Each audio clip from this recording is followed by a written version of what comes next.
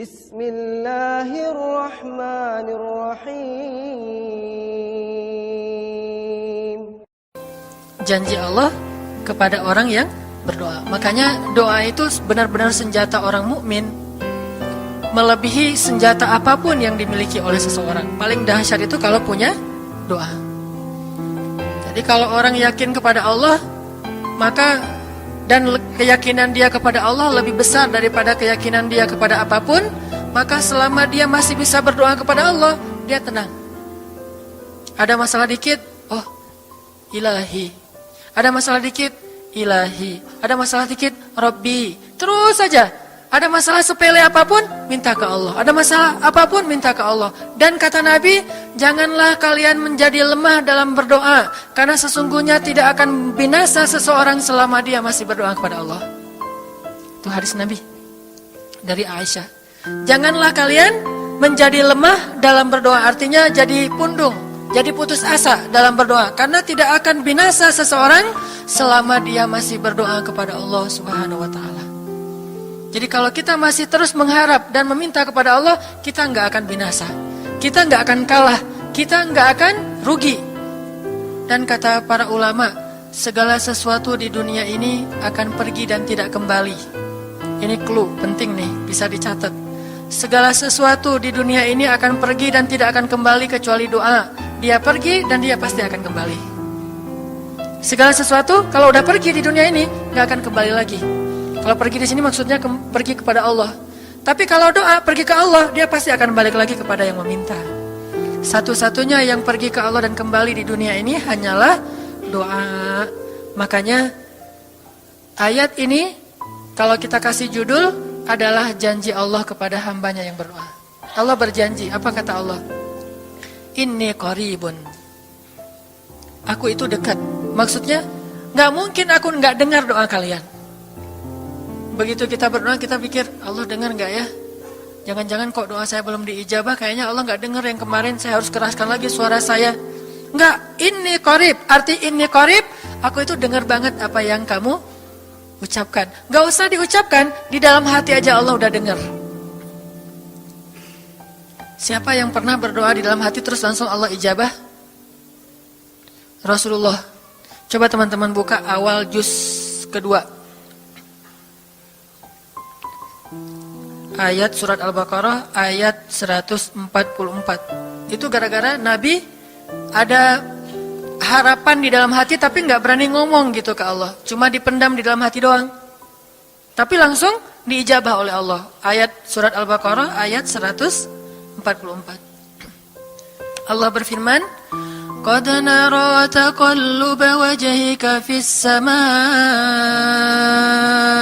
فَلَنُوَلِّيَنَّكَ قِبْلَةً تَرْضَاهَا فَوَلِّ وَجْهَكَ شَطْرَ الْمَسْجِدِ الْحَرَامِ وَحَيْثُ مَا كُنْتُمْ فَوَلُّوا وُجُوهَكُمْ شَطْرَهُ وَإِنَّ الَّذِينَ أُوتُوا الْكِتَابَ لَيَعْلَمُونَ أَنَّهُ الْحَقُّ مِنْ رَبِّهِمْ وَمَا اللَّهُ بِغَافِلٍ عَمَّا يَعْمَلُونَ.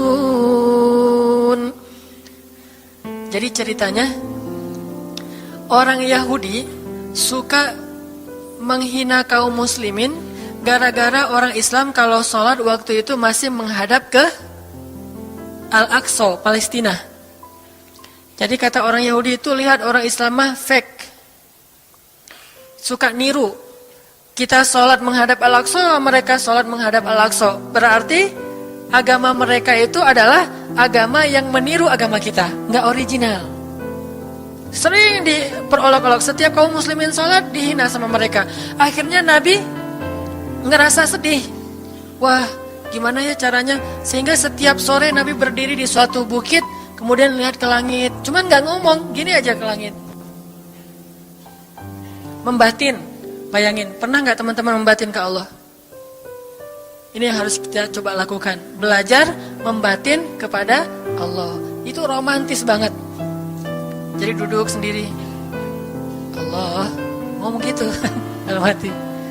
Dan yakinlah ini qarib, Allah tuh dengerin. Jangan pikir saya kayak ngomong sendiri, kayak orang kurang waras. Enggak, Allah itu mendengar. Jadi kita batin aja sama Allah, ngomong dalam hati, ya Allah, saya tuh lagi gini, ada masalah. Ngomong dalam hati kita, please Allah, please, gitu ya.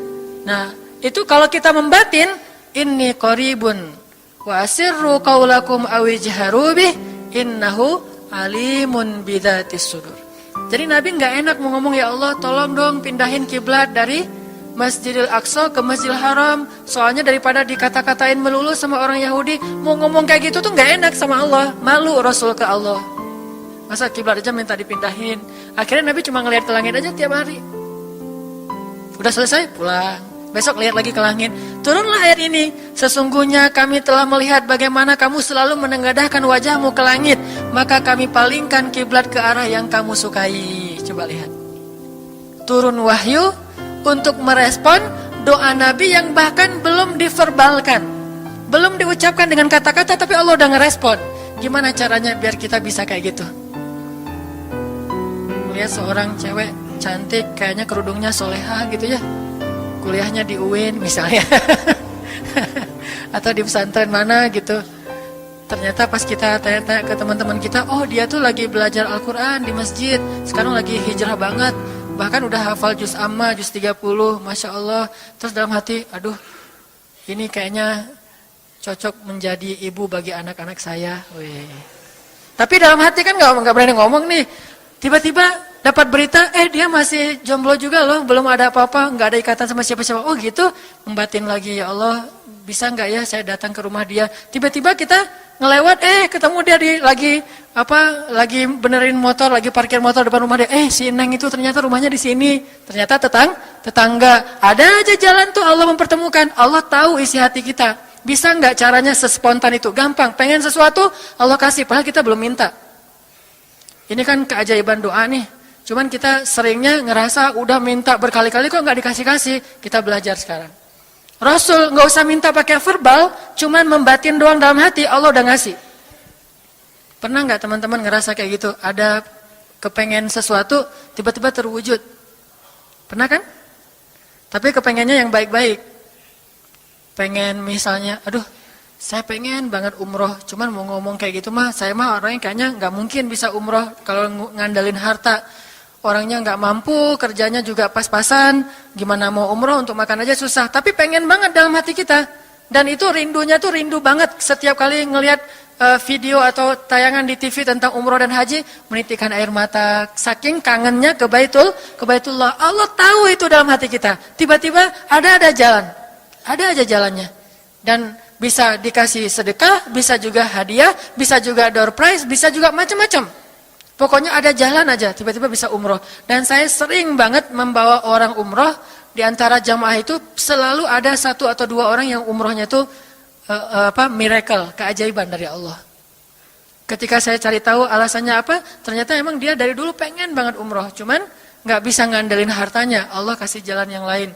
Bukankah Allah itu memampukan yang diundang, bukan mengundang yang mampu?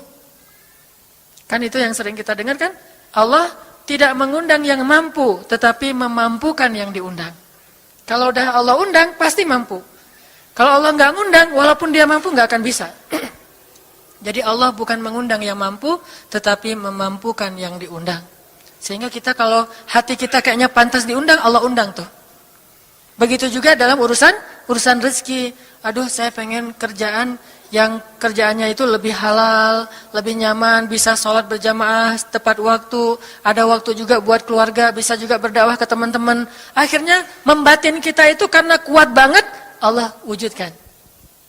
Ini artinya Allah qaribun, Allah maha dekat. Sehingga kalau kita pengen doa kita itu powerful, belajar dari as-siqah billah. Tips pertama adalah as-siqah billah. Percaya deh sama Allah.